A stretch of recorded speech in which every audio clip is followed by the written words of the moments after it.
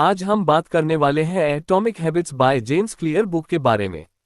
रात के करीब 11 बजे थे और अभय अपने छोटे से कमरे में बैठा मोबाइल स्क्रीन पर स्क्रॉल करता जा रहा था। हर दिन की तरह आज भी उसने सोच रखा था कि कल से सब बदलूंगा। वो जिम ज्वाइन करेगा, हेल्थी खाना खाएगा, अपने ड्रीम स्टार्टअप के लिए काम शुरू करेगा। लेकिन हर दिन की तरह आज भी सिर्फ सोच में ही रह गया। अभय कोई असाधारण इंसान नहीं था, बस एक नॉर्मल मिडिल क्लास फैमिली से था जो अपनी लाइफ में कुछ बड़ा करना चाहता था। लेकिन हमेशा एक ही बात सोचकर परेशान रहता था कि यार इतनी बड़ी जिंदगी है, इतना कुछ बदलना है, कहाँ से शुरू करूं? और यही सोच सच कर कुछ भी शुरू नहीं कर पाता था। फिर एक दिन उसके एक दोस्त निखिल ने उसे एक किताब दी, atomic habits by James Clear. शुरू में तो अभय को लगा कि यह भी कोई टिपिकल मोटिवेशनल बुक होगी जिसमें वही घिसे-पिटे बातें होंगी, believe in yourself, never give up वगैरह।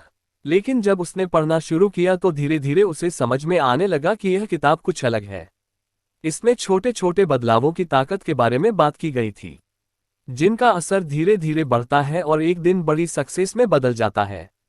किताब का पहला कॉन्सेप्ट ही था एटॉमिक हैबिट्स, यानी छोटे छोटे हैबिट्स जो इतने छोटे हो कि उन्हें इग्नोर करना आसान हो, लेकिन उन्हें रोज करना शुरू कर दो तो उनका असर बहुत बड़ा होता है। अभय को ये बात बहुत जमी। उसने सोचा चलो एक्सपेरिमेंट करते हैं। इस बार परफेक्शन नहीं, बस कंसिस्टेंसी पर फोकस करेंगे। अगले दिन सुबह उठते ही उसने कोई बड़ा गोल नहीं बनाया, बस ये तय किया कि हर दिन सुबह उठकर 5 मिनट स्ट्रेचिंग करेगा। सिर्फ 5 मिनट, ना जिम जाना ना कोई हार्डकोर रूटीन, बस 5 मिनट अपने शरीर को हिलाना डुलाना। पहले दिन बड़ा ऑकवर्ड लगा, पर उसने खुद से कहा सिर्फ 5 मिनट की बात है, फिर जो चाहे कर लेना, और यही सोचकर उसने 5 मिनट एक्सरसाइज की। धीरे धीरे ये 5 मिनट 10 मिनट में बदल गए। फिर उसने सोचा अब जब बॉडी थोड़ी एक्टिव हो गई है तो दिन की शुरुआत एक अच्छी किताब पढ़ने से क्यों ना की जाए। उसने हर सुबह 10 मिनट रीडिंग की हैबिट डाल ली। शुरू में उसे खुद पर हंसी आती थी कि इतने छोटे छोटे स्टेप ले रहा हूं, लेकिन फिर उसे जेम्स क्लियर की एक बात याद आई, अत्ते स्वाधार की संयुक्त ब्याज दर है। मतलब जैसे पैसे का इंटरेस्ट धीरे धीरे बढ़कर एक दिन बड़ी रकम बन जाता है, वैसे ही हैबिट्स भी कंपाउंड होती हैं।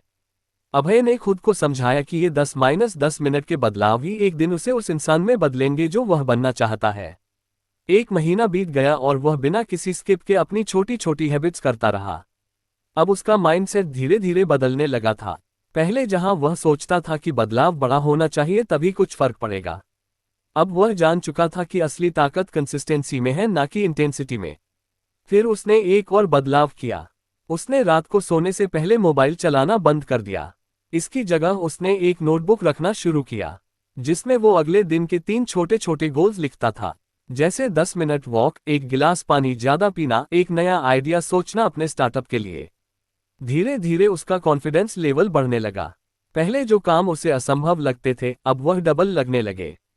रीजन सिंपल था, वह उन्हें छोटे टुकड़ों में डिवाइड कर चुका था। एक बार उसके घर में शादी थी, सब लोग बिजी थे और रूटीन टोटली डिस्टर्ब हो गया। पहले के अभय को यह एक परफेक्ट एक्सक्यूज मिल जाता था, अब तो सब बिगड़ गया, फिर से शुरू करना मुश्किल है। लेकिन अब का अभय अलग था। उसने उस केस में भी अपने 2 मिनट की हैबिट नहीं छोड़ी। उसने खुद को याद दिलाया, miss once but never miss twice. ये बात उसके दिल में बस गई थी। एक दिन का ब्रेक चलता है, लेकिन 2 दिन का ब्रेक बहुत जल्दी हैबिट को खत्म कर देता है। अभय की लाइफ अब बहुत ऑर्गेनाइज्ड नहीं थी, पर बहुत इंटेंशनल थी। वो हर काम सोच समझ कर रहा था। उसने सोशल मीडिया का यूज कम कर दिया था और स्क्रीन टाइम ट्रैक करना शुरू कर दिया था। ये सब उसने एक साथ नहीं किया था। हर हफ्ते बस एक नया छोटा चेंज ऐड करता था और पुराने को मेंटेन करता था। कुछ महीनों बाद उसके दोस्त उसे देखकर हैरान रह गए, तू तो बदल ही गया भाई। एक दोस्त ने कहा। अभय हंसा और बोला, कुछ नहीं यार, बस रोज 1% बेहतर बनने की कोशिश कर रहा हूँ। दोस्तों को उसकी बात सुनकर लगा कि वह मजाक कर रहा है, पर असल में वह यही कर रहा था, हर दिन 1% सुधार। उसने अपनी एक पुरानी आदत भी छोड़ी, नकारात्मक आत्मविचार। पहले वह खुद को ही अंडरएस्टिमेट करता था, मुझसे नहीं होगा, मैं लेजी हूँ, मैं डिसिप्लिन्ड नहीं हूँ। लेकिन अब उसने हर बार ऐसी सोच आते ही खुद से एक ही सवाल करना शुरू किया, क्या मैं आज 1% बेहतर बन सकता हूँ? और जवाब अगर हाँ होता तो वह उस डायरेक्शन में एक छोटा कदम उठा लेता। स्टार्टअप का आइडिया भी अब धीरे धीरे शेप लेने लगा था। उसने मार्केट रिसर्च शुरू की, छोटे स्केल पर ट्रायल लच किया और पहले 3 महीने में ही उसे कुछ अच्छे क्लाइंट्स मिलने लगे। वह शॉक था कि इतने सिंपल छोटे स्टेप से इतने बड़े रिजल्ट्स मिल सकते हैं। एक दिन उसने अपने कमरे की दीवार पर एक कोट लिखा, सफलता एक लक्ष्य नहीं है, यह एक प्रणाली है। And systems are built with habits. अब अभय को हर दिन बड़ा करने का प्रेशर नहीं होता था। अब उसे बस ये करना होता था कि अपने सिस्टम को फॉलो करे। ये सिस्टम उसे कहीं ना कहीं उस मंजिल तक ले ही जाएगा जहां वह जाना चाहता है। इस पूरे सफर में अभय ने जो सबसे बड़ा लेसन सीखा वो यही था, change doesn't require motivation, it requires clarity and consistency. उसे अब मोटिवेशन की जरूरत नहीं थी, उसे बस ये क्लैरिटी चाहिए थी कि वह क्या हैबिट बना रहा है और कंसिस्टेंसी चाहिए थी उसे निभाने के लिए। अब अगर कोई उससे पूछता कि लाइफ चेंज कैसे हुई, तो वह कहता एक दिन में कुछ नहीं बदला पर हर दिन थोड़ा थोड़ा बदलता गया। ये है एटॉमिक हैबिट्स की पावर। छोटे छोटे बदलाव जो दिखने में छोटे लगते हैं पर वक्त के साथ मिलकर एक बड़ा बदलाव बनाते हैं। जो लोग सोचते हैं कि उन्हें एकदम से सब कुछ बदलना है, वह अक्सर शुरू ही नहीं कर पाते। पर जो लोग बस 2 मिनट से शुरू करते हैं, वह एक दिन 2 घंटे तक भी पहुंच जाते हैं। अभय अब भी परफेक्ट नहीं है और शायद कभी होगा भी नहीं। लेकिन उसे अब परफेक्शन की जरूरत भी नहीं है। उसे चाहिए सिर्फ एक चीज, प्रोग्रेस हर दिन, हर हफ्ते, हर महीने, बस थोड़ा थोड़ा लेकिन लगातार। और यही है असली बदलाव की कहानी, एटॉमिक हैबिट्स की कहानी, अभय की कहानी जो शायद आपकी भी बन सकती है। सर्दियों की सुबह थी, धुंध इतनी घनी थी कि खिड़की से बाहर कुछ दिखाई नहीं दे रहा था। अभय अपनी गर्म चाय का कप हाथ में लिए बालकनी में बैठा था। हाथ में मोबाइल था लेकिन आज वह स्क्रॉल नहीं कर रहा था, बस सोच रहा था कि वह अब कहाँ पहुंचा है और कहाँ जाना चाहता है। पिछले कुछ महीनों में उसने खुद को बहुत बदलते देखा था, लेकिन अब वो एक और डीपर सवाल से जूझ रहा था, मैं कौन बन रहा हूं? अभय को अब समझ आने लगा था कि सिर्फ गोल सेट करना काफी नहीं होता। जैसे मैं 10 किलो वजन कम करना चाहता हूं या मुझे सक्सेसफुल बिजनेसमैन बनना है, ये सब आउटकम बेस्ड गोल्स होते हैं। लेकिन असली बदलाव तब होता है जब हम खुद से पूछते हैं, मैं कौन बनना चाहता हूं? उसने अपने स्टार्टअप पर काम करना शुरू कर दिया था। कुछ क्लाइंट्स भी जुड़ चुके थे, लेकिन एक दिन क्लाइंट से बहुत गंदी फीडबैक मिली। उसने साफ कहा, तुम्हारा काम इमैच्योर लग रहा है, प्रोफेशनल टच मिसिंग है। पहले का अभय होता तो डिमोटिवेट होकर सब छोड़ देता, लेकिन अब उसने खुद से एक सवाल पूछा, अगर मैं एक रिस्पॉन्सिबल एंटरप्रेन्योर बनना चाहता हूं तो मैं इस फीडबैक से कैसे डील करूंगा? यही आइडेंटिटी बेस्ड सोच थी। उसने आउटकम की परवाह नहीं की, बस खुद से जुड़ने की कोशिश की। वो सोचने लगा, क्या मैं ऐसा इंसान हूं जो मुश्किलों में पीछे हटता है या वो जो उनसे सीखता है?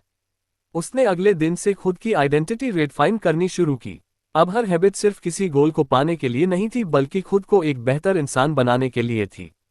जैसे वह अब खुद से कहता, मैं वो इंसान हूं जो हर दिन कुछ नया सीखता है। इसके लिए उसने रोज 15 मिनट कुछ नया पढ़ना शुरू किया। वह अब यह नहीं सोचता था कि मुझे 1 महीने में ये किताब खत्म करनी है, बल्कि वह सोचता, एक पढ़ने वाला इंसान हर दिन थोड़ा पढ़ता ही है। फिर उसने एक दिन खुद से कहा, मैं डिसिप्लिन्ड आदमी हूं। और उस थॉट के साथ उसने हर सुबह उठकर अपने बिस्तर को सही से लगाना शुरू किया।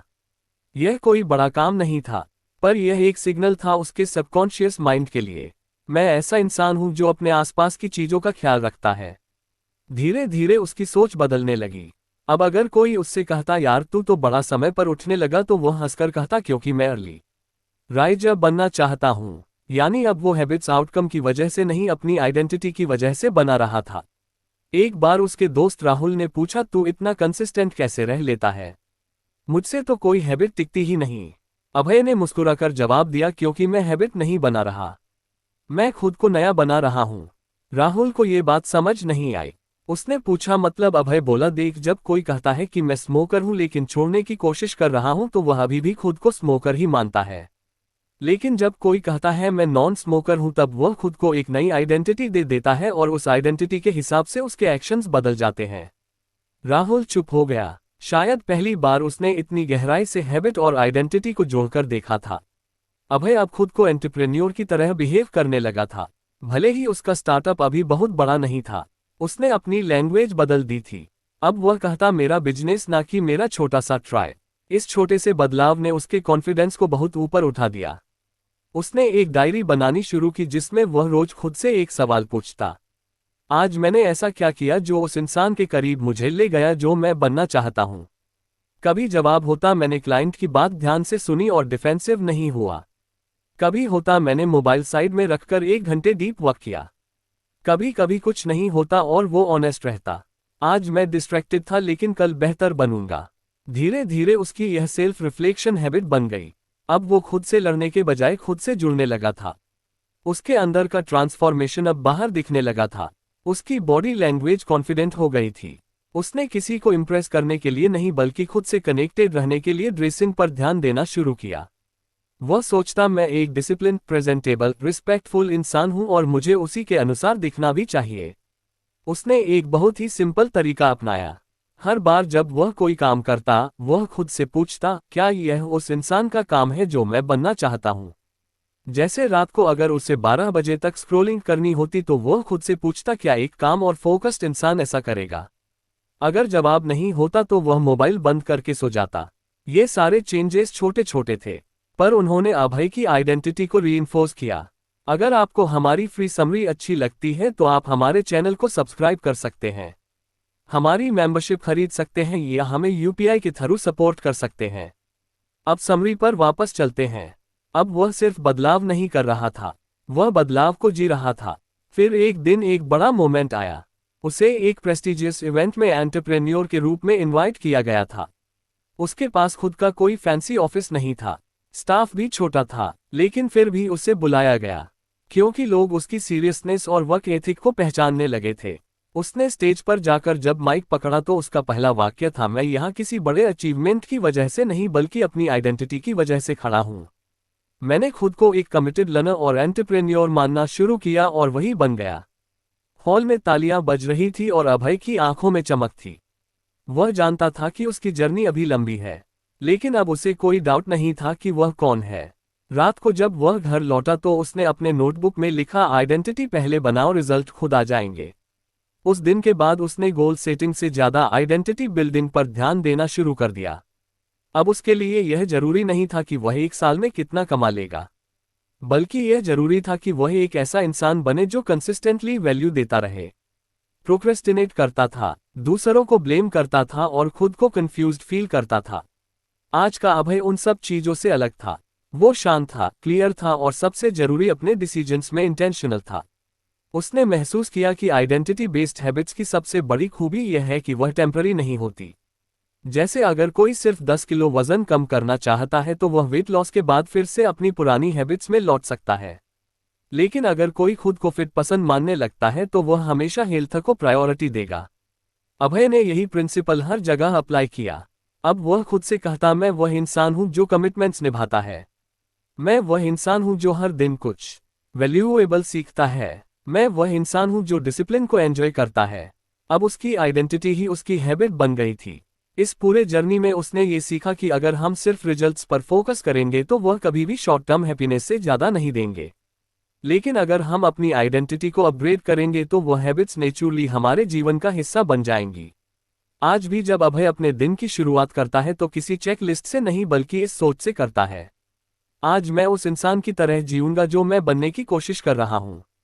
और यही माइंडसेट उसकी सबसे बड़ी ताकत बन गया है, क्योंकि जब आपकी आइडेंटिटी हैबिट्स को ड्राइव करती है तो मोटिवेशन की जरूरत नहीं पड़ती, बस जीना होता है जैसे आप पहले से ही वह इंसान है।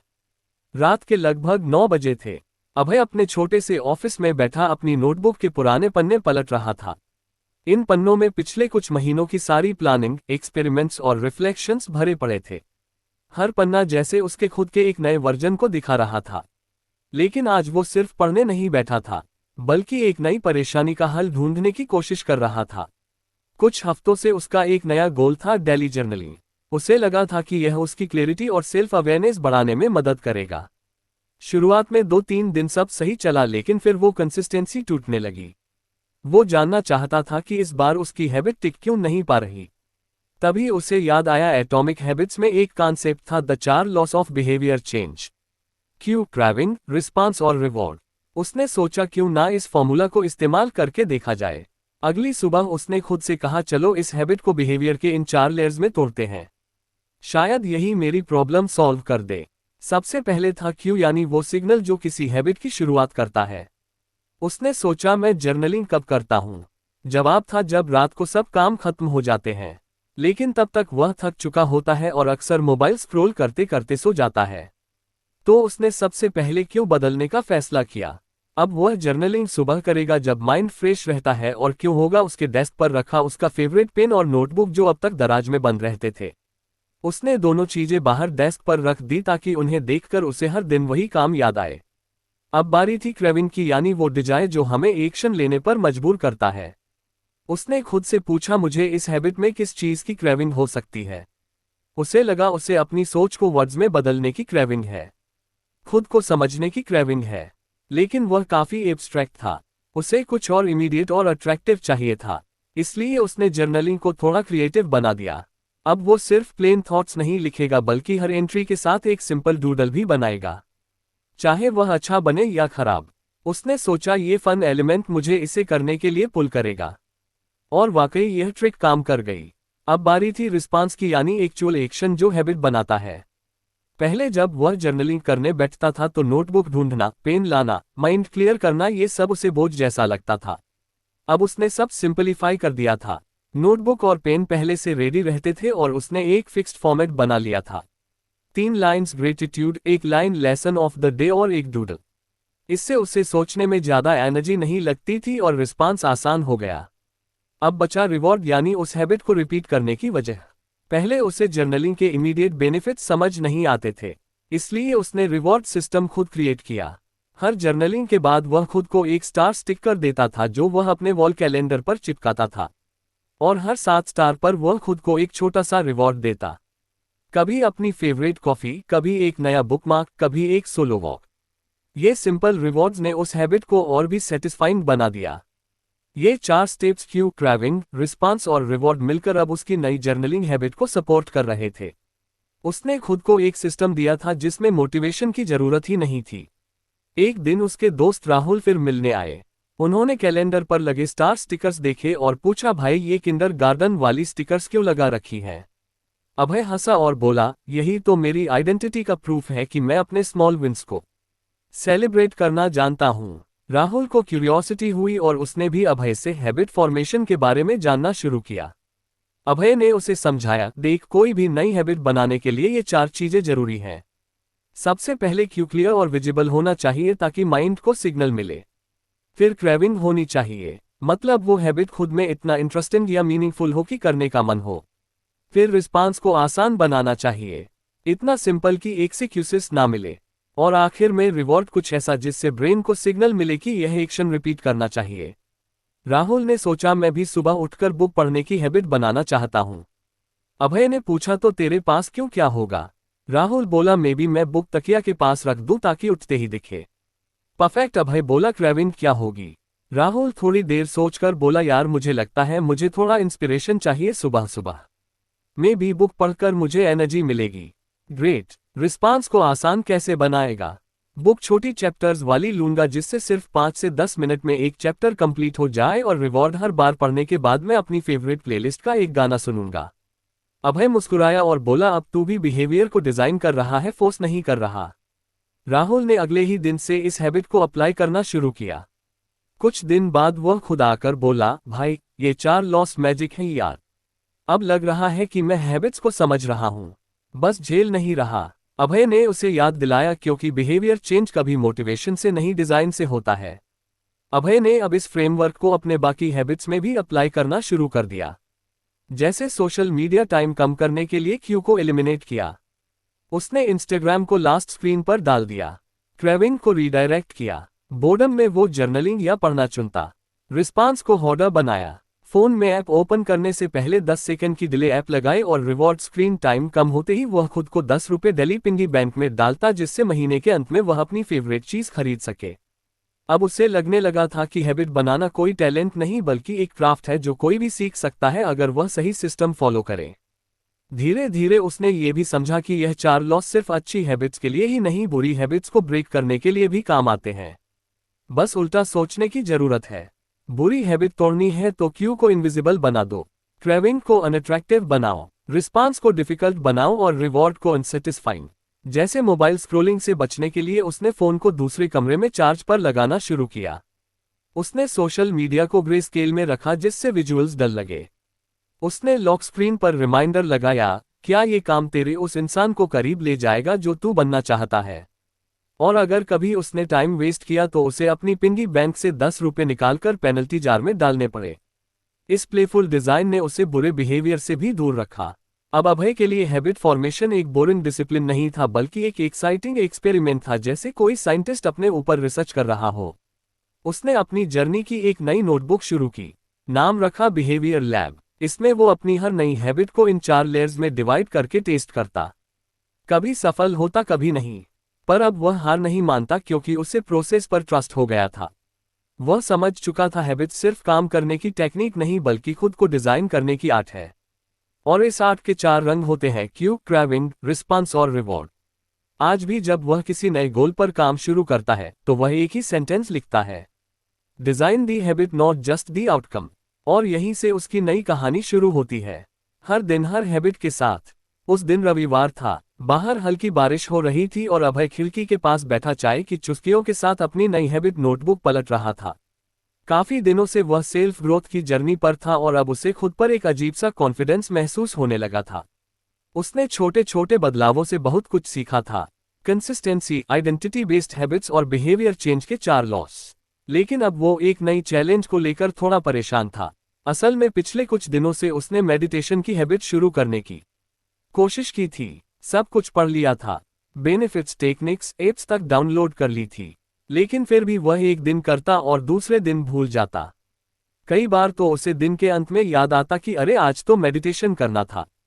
उसने सोचा, मैं इतनी सारी हैबिट्स में कंसिस्टेंट हो सकता हूं, तो मेडिटेशन क्यों नहीं हो पा रहा। उसी दिन शाम को वह एटॉमिक हैबिट्स की उसी सेक्शन पर वापस गया जहां जेम्स क्लियर ने लिखा था, मेक इट ऑब्वियस। उसने किताब के उस हिस्से को फिर से पढ़ा और एक चीज उसके दिमाग में सीधे क्लिक कर गई: इंप्लीमेंटेशन, इंटेंशंस और हैबिट स्टिकिंग। यानी हैबिट को वेग नहीं रखना बल्कि क्रिस्टल क्लियर प्लान बनाना। मैं कब, कहां और कैसे यह हैबिट करूंगा। अभय को समझ आ गया कि उसकी मेडिटेशन हैबिट की सबसे बड़ी प्रॉब्लम यही थी, वेगनेस। उसने बस मन में सोचा था कि रोज मेडिटेशन करूंगा, लेकिन ना कोई फिक्स्ड टाइम था, ना कोई फिक्स्ड जगह, और जब तक कोई हैबिट अनक्लियर रहती है तब तक माइंड उसे इग्नोर करता रहता है। अगले दिन से उसने इंप्लीमेंटेशन इंटेंशन तैयार किया। मैं हर दिन सुबह 7 बजे जब मैं अपनी चाय पी लूंगा उसके तुरंत बाद 5 मिनट मेडिटेशन करूंगा अपने रीडिंग कॉर्नर में। अब हैबिट वॉक नहीं थी बल्कि स्पेसिफिक थी। क्यों भी सेट था, चाय खत्म होना, टाइम भी फिक्स था और जगह भी तय हो चुकी थी। अगले दिन उसने जैसे ही चाय खत्म की सीधे रीडिंग कॉर्नर में गया, ऐप खोला और 5 मिनट का मेडिटेशन किया। और सबसे मजेदार बात, उसको याद रखने की जरूरत ही नहीं पड़ी कि उन्हें खुद ही काम कर दिया। इस टेक्निक ने उसके लिए गेम बदल दिया। उसने अब हैबिट टेकिंग को भी एक्सप्लोर करना शुरू किया। वो सोचने लगा कि एक्जिस्टिंग हैबिट्स के साथ कौन सी नई हैबिट्स को जोड़ सकता हूं ताकि वह नेचुरली माइंड में बैठ जाए। उसने कुछ सिंपल स्टेप बनाए: जब मैं रात को अपना टूथब्रश रखूंगा तभी मैं एक लाइन ग्रेटिट्यूड जर्नल में लिखूंगा।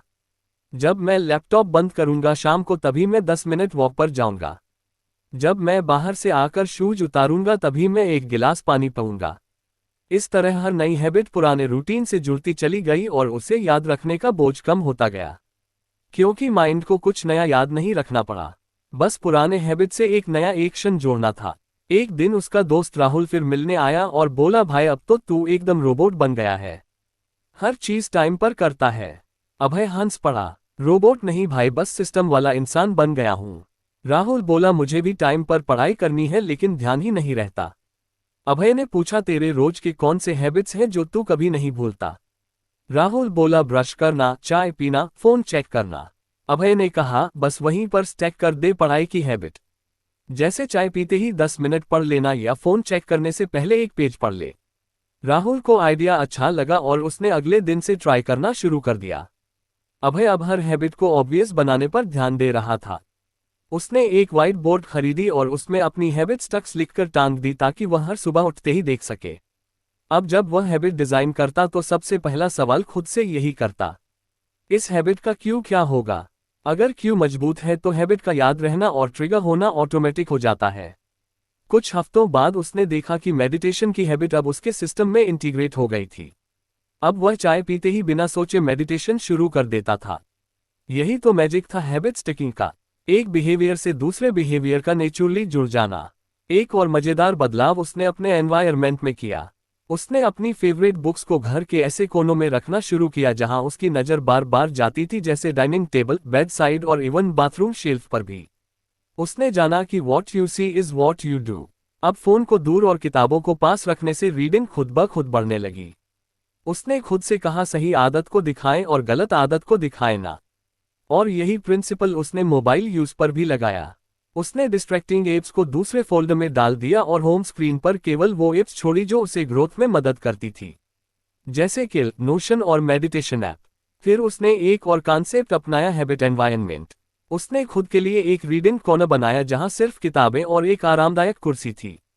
जैसे ही वह वहां बैठता, उसका ब्रेन सिग्नल लेता, अब पढ़ने का टाइम है। यह प्लेस स्पेसिफिक क्यू उसे एक्शन में हेल्प करता था। उसने जाना कि एनवायरनमेंट साइलेंटली हमारी डिसीजंस को शेप करता है। धीरे धीरे उसके घर के हर कोने का एक पर्पस बन गया। स्टडी टेबल सिर्फ डीप वर्क के लिए, बेड सिर्फ सोने के लिए और सोफा कैजुअल टॉक्स के लिए। इससे हर हैबिट को एक फिजिकल क्यूसिस मिल गया और डिस्ट्रैक्शंस धीरे धीरे कम होने लगे। अब उसके लिए मोटिवेशन की जरूरत नहीं थी, क्लैरिटी ही उसकी मोटिवेशन बन चुकी थी। उसे हर काम के लिए सोचना नहीं पड़ता था, बस उसके क्यूज अपने आप उसे सही डायरेक्शन में पुश कर देते थे। फिर एक दिन उसने खुद को मिरर में देखा और मुस्कुराया। वो अब एक ऐसा इंसान बन गया था जो एनवायरनमेंट को डिजाइन करता था ताकि हैबिट्स नेचुरली फॉलो हो। वो जानता था कि क्लैरिटी एक्शन को ट्रिगर करती है और वे एक सोच सिर्फ डिले करती है। आज भी जब कोई उससे पूछता तू हैबिट मेंटेन कैसे कर लेता है, तो वह जवाब देता, मैं हैबिट्स नहीं बनाता, मैं क्यूज बनाता हूं। क्यू ट्रिगर करता है craving, craving leads to response and reward seals the deal. बस क्लैरिटी चाहिए, कब, कहां और कैसे। उसकी जिंदगी अब क्यू बेस्ड लिविंग बन चुकी थी, इंटेंशनल, डिज और डिस्ट्रैक्शन फ्री। क्योंकि जब हैबिट्स ऑब्वियस होती हैं तो उनका फॉलो होना मुश्किल नहीं होता, वह बस फ्लो हो जाती हैं। अभय की जिंदगी अब काफी बदल चुकी थी। उसकी सुबह काल और फोकस्ड होती थी, दिन प्रोडक्टिव और रातें रिफ्लेक्टिव। उसने जो छोटी छोटी हैबिट्स अडॉप्ट की थी वो अब उसकी आइडेंटिटी का हिस्सा बन चुकी थी। लेकिन एक आदत ऐसी थी जो बार बार शुरू होकर टूट जाती थी, एक्सरसाइज। उसने कई बार सोचा था कि उसे फिट रहना चाहिए। उसने रनिंग शूज भी खरीद लिए थे, कुछ यूट्यूब वर्कआउट्स की प्लेलिस्ट भी रेडी थी और स्मार्ट वॉच में रिमाइंडर्स भी सेट कर दिए थे। लेकिन जब भी एक्सरसाइज का टाइम आता वो खुद को टालता रहता, कल से पक्का शुरू करूंगा। एक दिन उसने खुद से सवाल किया, मैं मेडिटेशन कर सकता हूं, जर्नलिंग कर सकता हूं, लेकिन वर्कआउट क्यों नहीं हो पा रहा? जवाब साफ था, उसको यह एक्टिविटी बोरिंग लगती थी, मतलब वो हैबिट अट्रैक्टिव नहीं थी। उसे फिर से एटॉमिक हैबिट्स की एक पुरानी लाइन याद आई, मेक इट अट्रैक्टिव। और इसी के साथ उसे याद आया टेम्पटेशन बंडलिंग का कॉन्सेप्ट, यानी किसी जरूरी लेकिन अनअपीलिंग हैबिट को किसी ऐसी चीज के साथ जोड़ देना जो हमें बहुत पसंद हो। उसने सोचा, मुझे म्यूजिक सुनना बहुत पसंद है, खासकर बॉलीवुड और रेट्रो ट्रैक्स, तो क्यों ना वर्कआउट को म्यूजिक के साथ जोड़ दिया जाए। अगले ही दिन उसने एक वर्कआउट जलवा नाम की एक प्लेलिस्ट बनाई जिसमें उसके फेवरेट डांस नंबर थे। लेकिन सिर्फ इतनी बात से कुछ खास नहीं बदला। फिर उसने एक आइडिया ट्राई किया, मैं सिर्फ तभी अपने पसंदीदा गाने सुनूंगा जब मैं वर्कआउट करूंगा, यानी फेवरेट म्यूजिक सिर्फ तभी मिलेगा जब वह एक्सरसाइज करेगा। यह एक पावरफुल रिवॉर्ड बन गया। अब हर सुबह जब भी म्यूजिक सुनने का मन होता तो वह खुद को याद दिलाता, पहले पुशअप्स फिर प्लेलिस्ट, और धीरे धीरे ये सिस्टम काम करने लगा। अब उसका माइंड ये सोचने लगा कि वर्कआउट मतलब फन, म्यूजिक और एनर्जी। उसने अपने छोटे से कमरे के एक कोने में मूवमेंट जोन बना लिया जिसमें योगा मैट, स्किपिंग रोप और एक ब्लूटूथ स्पीकर रखा। यह सेटअप दिखने में बहुत अट्रैक्टिव नहीं था, लेकिन उसके लिए यह एक वाइब बन गया था। धीरे धीरे उसने और भी ट्रिक्स इस्तेमाल करना शुरू किया, जैसे वर्कआउट करते समय वह अपने फेवरेट पॉडकास्ट सुनने लगा जिसमें इंस्पायरिंग लोग अपनी सक्सेस स्टोरीज शेयर करते थे। उसे ऐसा लगता जैसे वह जिम में नहीं, किसी सीक्रेट मास्टर क्लास में हो। इससे हैबिट बोरिंग नहीं बल्कि मोटिवेटिंग लगने लगी। एक दिन उसका दोस्त राहुल फिर आया और उसने देखा कि अभय वर्कआउट के बीच में भी मुस्कुरा रहा था। राहुल बोला, भाई तू तो जिम ना जाने के बावजूद भी इतना कंसिस्टेंट कैसे हो गया?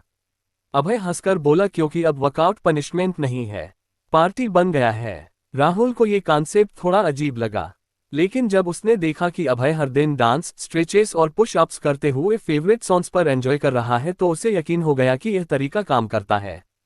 अभय ने एक और पावरफुल चीज अपनी हैबिट जर्नी में शामिल की थी, पॉजिटिव इन्फ्लुएंस। उसने नोटिस किया कि उसके आसपास के लोग उसकी कंसिस्टेंसी से इंस्पायर हो रहे थे।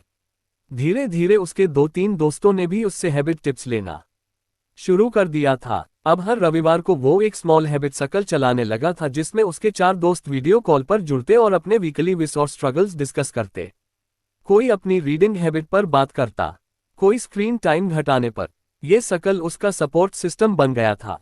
उसने समझा surrounding yourself with people who already practice the habits you want to build can be extremely powerful. अगर आप उन लोगों के बीच रहो जो फिटनेस डिसिप्लिन या सेल्फ ग्रोथ को सीरियस लेते हैं तो आपके लिए भी वही बिहेवियर नॉर्मल लगने लगता है। इसी सोच से प्रेरित होकर उसने ऑनलाइन एक फिटनेस चैलेंज ग्रुप ज्वाइन किया जहां लोग अपनी डेली प्रोग्रेस शेयर करते थे। उसने भी अपनी वर्कआउट सेल्फीज डालनी शुरू कर दी और जब दूसरों से थम्स अप मिलने लगे तो मोटिवेशन और बढ़ गया। अब उसे हर दिन एक्सरसाइज करना सिर्फ इसलिए अच्छा नहीं लगता था कि उसे म्यूजिक सुनना मिलता था, बल्कि इसलिए भी क्योंकि उसे एक सेंस ऑफ कम्युनिटी फील होती थी, जैसे वह अकेला नहीं है इस जर्नी में। उसने अपने मोबाइल वॉलपेपर पर एक कोट लिखा, make it easy, make it fun और मेक इट यू। अब उसकी हर हैबिट डिजाइन इसी प्रिंसिपल पर आधारित थी।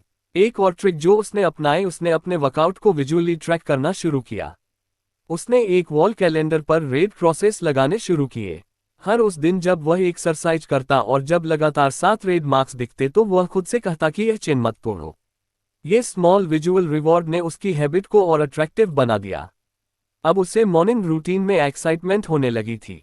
वेक अप, चाय, मेडिटेशन, फिर फेवरेट सॉन्ग्स के साथ एक्सरसाइज, ये सब उसकी लाइफ का बेस्ट पार्ट बन गया था। और यह सब सिर्फ इसलिए पॉसिबल हुआ क्योंकि उसने हैबिट को अट्रैक्टिव बना दिया था। एक दिन उसने खुद से रिफ्लेक्ट किया, अगर कोई हैबिट बोरिंग लग रही है तो ये हमारी क्रिएटिविटी की कमी है, उस हैबिट की नहीं। अगर हम उसे अपने टेस्ट के हिसाब से डिजाइन कर ले तो वह सबसे एंगेजिंग बन सकती है। अब वो हर हैबिट से पहले खुद से पूछता, how can I make this fun. अगर वह रीडिंग करता तो कोजी लाइटिंग और चाय के साथ। अगर वह जर्नलिंग करता तो फेवरेट पेन और डूडल्स के साथ। अगर वह डीप वर्क करता तो बैकग्राउंड में फोकस म्यूजिक और प्रॉपर डेस्क सेटअप के साथ। ये छोटे डिजाइन चेंजेस उस बोरिंग टास्क को मैजिकल बना देते थे। एक बार राहुल ने उससे मजाक में कहा, तू हैबिट्स को इतना अट्रैक्टिव बना देता है कि लगता है कोई नेटफ्लिक्स शो देख रहा हो। अभय ने जवाब दिया, क्योंकि जब हैबिट्स बोरिंग नहीं होती तो एक्सक्यूजेस बचते ही नहीं। अब उसका फोकस सिर्फ सेल्फ डिसिप्लिन पर नहीं था बल्कि सेल्फ डिलॉयट पर भी था। वह जान चुका था कि जब तक कोई हैबिट दिलचस्प ना लगे तब तक वह लंबे समय तक टिकती।